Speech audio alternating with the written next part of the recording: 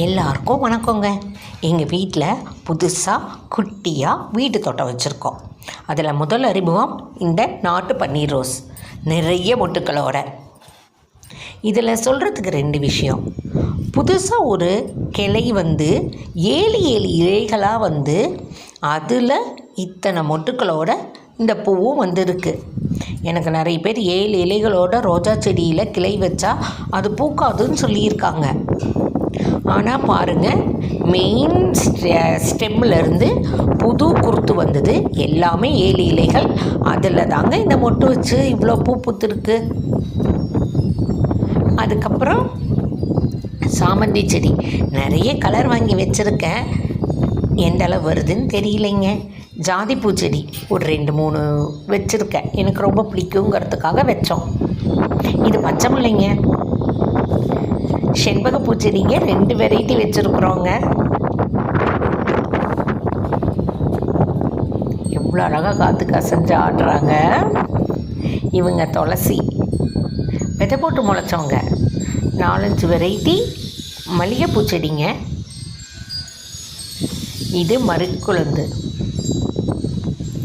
இது மருள், இது திருநூற்று பத்திலை. ஒரு வெங்காயம் தப்பி பொழைச்சிருச்சு. இது விக்ஸ் துளசி. இட்லி பூச்செடி கூட இருக்குங்க. நாகதாளி செடி வச்சுருக்குறோம். இது ஒரு வகை துளசி. மருதாணி, சிறுகீரை கொஞ்சம் போட்டிருக்குறோம். இது சிவப்பு தண்டுக்கீரை.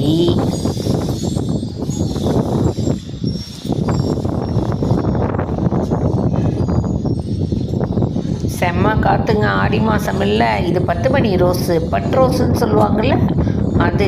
இதில் கூட நிறைய வெரைட்டி இருக்குது. இன்னும் கலர் பிரித்து வைக்கலை. கருகப்பிள்ளை செடி எந்த அளவு அம்மா வருவாங்கன்னு தெரியலை. ஆசையாக வச்சுருக்கோம். அதுவும் நாகதாளி தான். இந்த முருங்கை மரத்தை பற்றி ஒன்று சொல்லணுங்க. அந்த குட்டி குட்டியாக இருக்கிறாங்க பார்த்தீங்களா, அவங்கெல்லாம் விதை போட்டு வந்துட்டுருக்காங்க. பெருசாக இருக்கிறவங்கள அப்படியே நர்சரியிலேருந்து வாங்கிட்டு வந்து வச்சுருக்குறோம். இவங்க கொய்யா மரம், கற்பூரவள்ளி, தூதுவளை. இந்த மிளகாய் செடியை பற்றி உங்ககிட்ட பகிர்ந்துக்க ஒரு விஷயம் இருக்குது. அடுத்த வீடியோவில் சொல்கிறேன். நாகமரம், நவப்பழம், சோற்றுக்கற்றாழை, இது வாட்டர் ஆப்பிள். இன்னும் கொஞ்சம் இன்ட்ரோ பண்ண இருக்குங்க. எங்கள் வீடியோ உங்களுக்கு பிடிச்சிருக்கா? நெக்ஸ்ட்டு இன்னும் கொஞ்சம் நல்ல டீட்டெயிலாக காட்டுறேங்க எங்கள் தோட்டத்தை.